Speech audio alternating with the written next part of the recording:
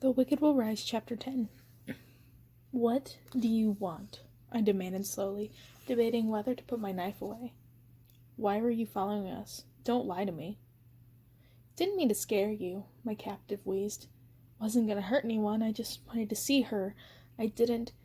She stopped herself, seemingly overcome by something she couldn't say. See her? You could have seen her whenever you wanted. You wouldn't even let her into your throne room. Now you expect me to believe you just wanted to see her? Do you think I'm stupid? And why do you even care? She wriggled under my weight, trying to crane her neck toward where the princess was hanging back. Lulu blinked. I would have thought she was fighting tears, if I hadn't known she wasn't the type for sentimentality. I was afraid she'd remember, she said finally. Remember what? She was so little when it happened, but you never know with fairies. What if she remembered? She sounded almost frantic. I looked at her quizzically. I had no idea what she meant.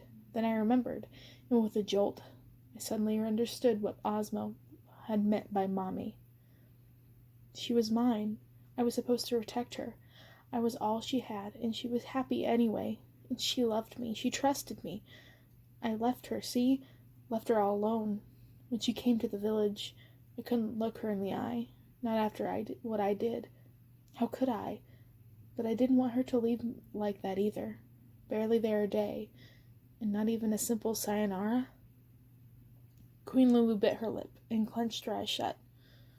My spies told me you're trying to dip out, and I know I had to say goodbye. I had to see her just once, that's all. I wasn't going to hurt anyone. Lulu was quiet, but almost panicking too. So different from the imperious, fast-talking dame who had haughtily held court at Mombi's trial. Her brassy bluster had faded in the bright, searing light of her own memories, leaving only regret. Maybe I was being stupid, weak, a pushover, but I believed her. I lifted myself off the monkey queen and stood now, holding on to my knife only for the light it was casting.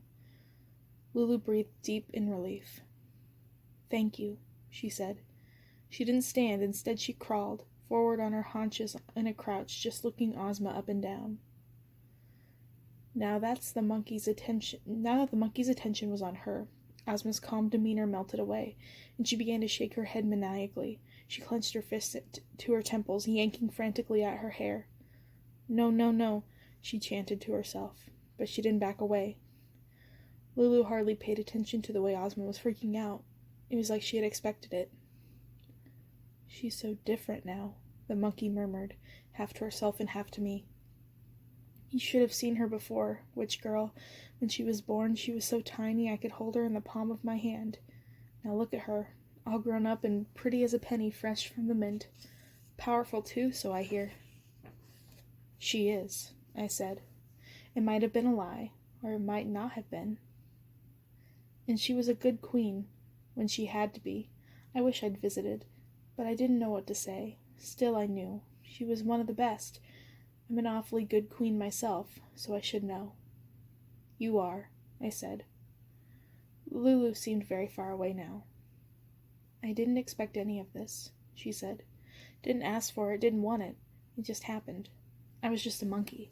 Didn't know why I was the one to stumble upon all this. I just was. Stranger things happen.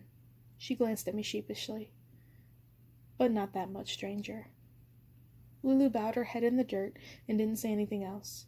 Her shoulders were trembling now, and she took her sunglasses out and put them on again to hide her face as she wept. Somehow it made everything even sadder that she was so proud of Ozma, the girl she'd loved as her own, and sadder still when you thought about everything that she wasn't saying, about what had been done to her, what had been done to Ozma, about everything that can go wrong even when you have every best intuition. Lulu was a monkey queen, and I was a girl from Kansas, but we were the same in many ways. I wondered what it was like for her. Now it must feel to see Ozma again, now in a place in time as strange as this, with both of them so changed. I wonder if I'd find out the answer for myself. Okay, so I was crying now too. Only a little bit. Even a wicked witch like me has a heart, you know. The confusing show of emotion must have what got Ozma's attention. She was now looking back and forth from me to Lulu, thinking God knows what. Lulu was still stooped over, but she had recovered herself and lifted her head with a graceful, stubborn pride. Ozma bit her thumb nervously, and her eyes locked with Lulu's for the first time.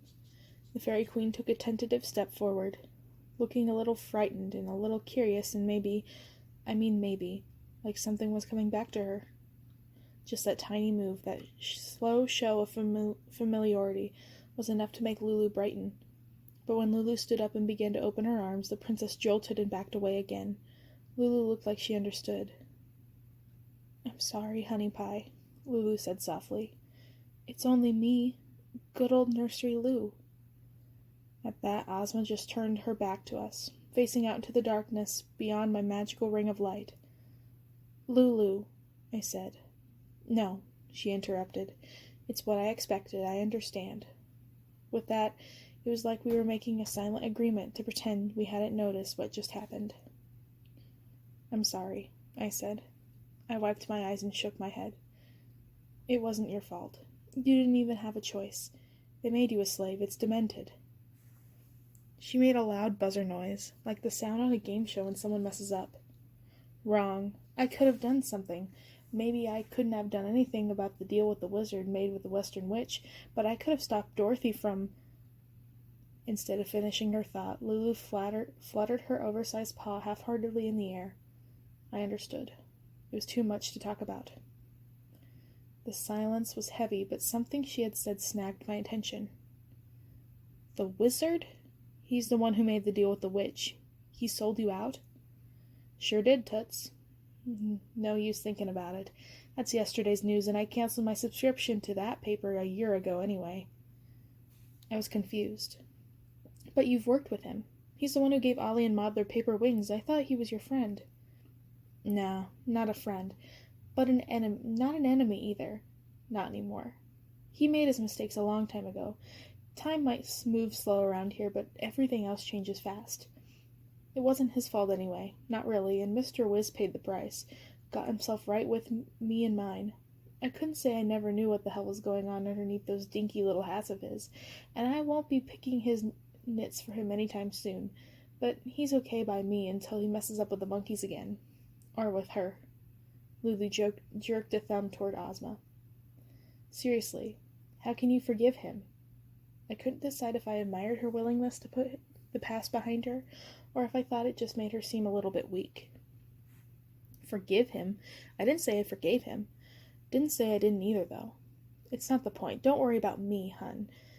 No need to go poking your beak into my birdseed.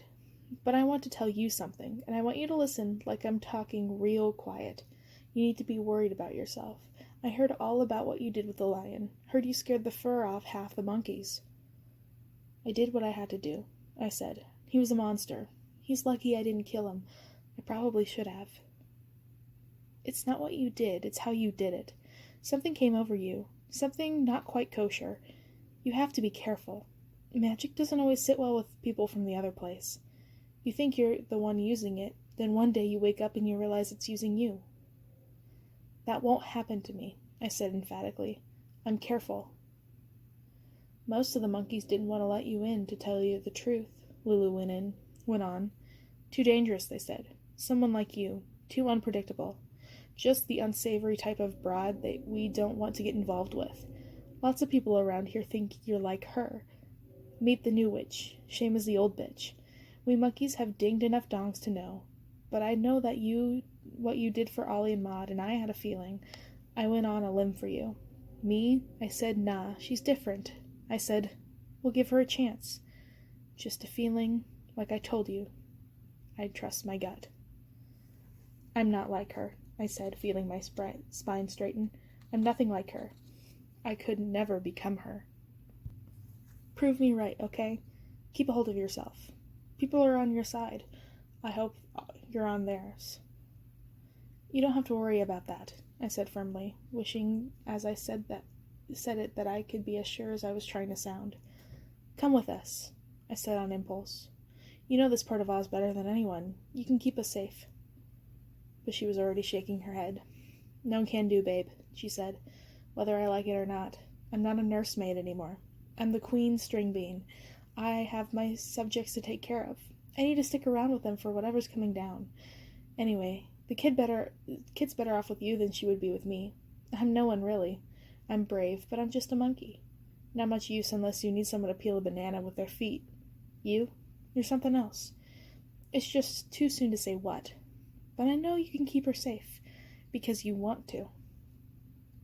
Lulu reached into the back bustier that I guess counted as undercover gear among the monkeys and pulled out a pink, lacy handkerchief. I thought she was going to use it to wipe her still lingering tears, but instead she folded it neatly into a little square and handed it to me. Here, she said gruffly. Take it. I took the cloth from her and looked down at it. I said, thanks? I was a little confused about why she was giving me a hanky. I mean, I had been crying, but if anyone needed it, it was her. Magic is against the laws of the wingless ones, Lulu exclaimed. But when you're the queen, you have to have a few tricks up your sleeve, don't you think? I borrowed that one from Glinda way back when. It comes in handy sometimes. Throw it on the ground when you need to rest. It will keep you safe. Hidden. She paused. Well, mostly hidden. Cozy, too. Glinda travels in style. I didn't ask any questions. It didn't seem like the right time for it. Thanks, I said again.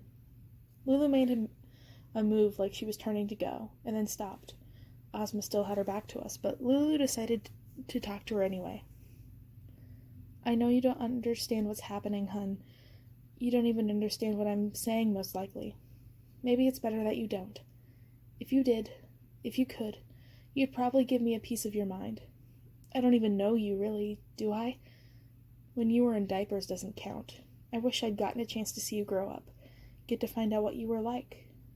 First I let you get kidnapped, then, when you were back where you belonged, I missed my chance. Could have came back and visited when you were living up in that palace, if I hadn't been too proud. Maybe it'll make sense to you someday. Slowly, Ozma turned around to face us, casting her eyes to the ground. I could see Queen Lulu struggling. I could see that all she wanted to do was reach out and hold the girl she's once thought of as a daughter, but she held back. Somewhere inside you, I hope you know who you are. I hope you know what you are. I hope you know that you're powerful. We need you. Ozma looked up. And I want you to know that I love you. Even if I hadn't done the grandest job of showing it, somewhere in there I hope you can hear me. Ozma's shoulders twitched. Was she listening? Could she understand what Lulu was saying? Lulu turned to me. Keep her safe. I don't care how. It's the least you can do, Dollface. Help her get better. Help all of us.